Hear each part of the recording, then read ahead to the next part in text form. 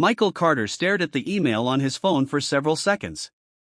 His hands trembled as he read the words again. Your position has been terminated effective immediately. For 10 years, Michael had given everything to the company. He had worked late nights, missed holidays, and solved problems that nobody else could solve. Yet he had just been replaced by the company president's nephew, a young man with no experience and little interest in the job. As Michael walked out of the building carrying a small cardboard box, he had no idea that 4 weeks later the entire company would be fighting to survive.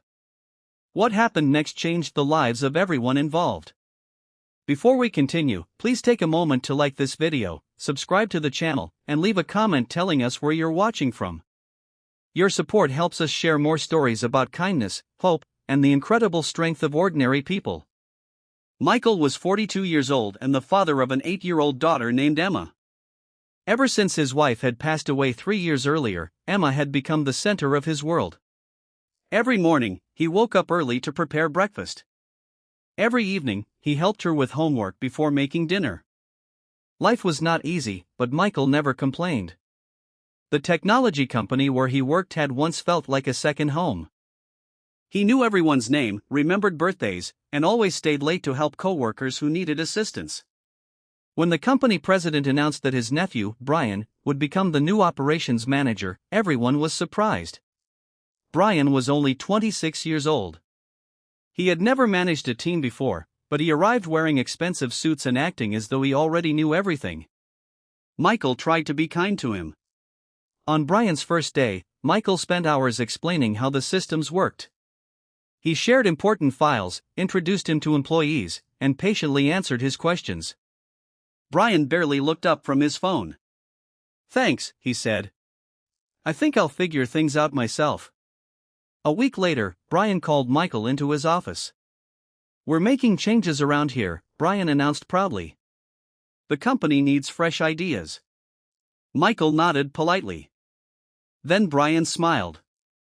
"Unfortunately, that means we no longer need your position." Michael felt as though the ground beneath him had disappeared. "But I've been handling these responsibilities for years," he said quietly. Brian shrugged. "Things change."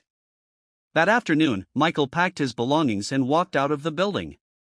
He dreaded telling Emma the news. When he arrived home, Emma immediately noticed the sadness in his eyes. "Dad, what's wrong?" she asked. Michael forced a smile. "Nothing we can't handle." Emma hugged him tightly. "You always tell me that difficult times don't last forever." Michael smiled. "You're right." The following weeks were difficult. Michael searched for work every day.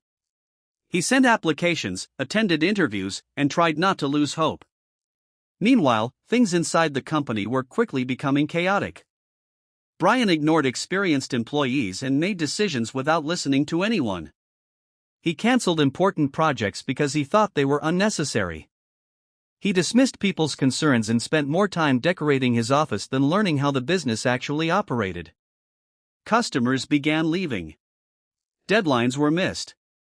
The company's profits fell sharply. One afternoon, Michael received a phone call from Sarah, one of his former co-workers. "Everything is falling apart," she said anxiously. "Nobody knows what they're doing." Michael felt sorry for his former colleagues. "I'm sorry to hear that," he replied. "You could help us fix this." Michael looked around his small kitchen. Emma was sitting nearby, drawing pictures with colored pencils. "They fired me, Sarah." "I know," she answered softly. "But we're still your friends." Over the next several days, more former co-workers called him. They weren't asking him to return. They simply wanted advice. Even though he had every reason to refuse, Michael patiently answered every question. Emma looked up from her homework one evening. "Why are you helping them?" Michael thought carefully before answering. "Because being kind is a choice, even when people haven't been kind to us." For weeks after Michael lost his job, the company president called him personally. His voice sounded exhausted. "Michael, I made a terrible mistake." The president explained that the company had lost several major clients. Employees were quitting, projects were failing, and the business was facing serious financial trouble. I should have valued your loyalty and experience, the president admitted. Michael remained silent. Would you consider coming back? Michael glanced toward Emma, who was quietly reading a book. He remembered all the sleepless nights, all the sacrifices, and all the disappointment he had experienced. Then he remembered something else. He remembered Sarah bringing food to his house after his wife had died. He remembered co-workers helping him when Emma was sick. He remembered the friendships that had grown over many years. I'll come back, he said. The president sounded relieved. Thank you. But I have one condition. Anything. We work together as a team, and everyone is treated with respect. The president agreed immediately. When Michael returned to the office, employees greeted him with smiles and applause. Some even had tears in their eyes. Brian stood quietly in the corner. For the first time, he looked humble. I'm sorry, he said softly. Michael nodded. Then let's start fresh. Over the following months, the company slowly recovered. Michael helped rebuild damaged relationships with clients. Employees once again felt appreciated and valued. Even Brian changed. Instead of pretending to know everything, he began listening and learning. One evening, as Michael and Emma walked home together, Emma slipped her hand into his. Dad? Yes? Are you glad you went back? Michael smiled. I am. Even after what happened? Especially after what happened. Emma looked confused. Michael gently squeezed her hand. Kindness doesn't always change the past, but it can change the future. Emma smiled. I think Mom would agree. Michael looked toward the sky and smiled. I think so too. Life has a strange way of testing people. Sometimes we are hurt by those we trust. Sometimes we lose things we worked hard to build. In those moments, anger may seem easier than kindness. But kindness is often the stronger choice. Michael never forgot the pain of losing his job. Yet he also understood that compassion could build bridges where pride created walls.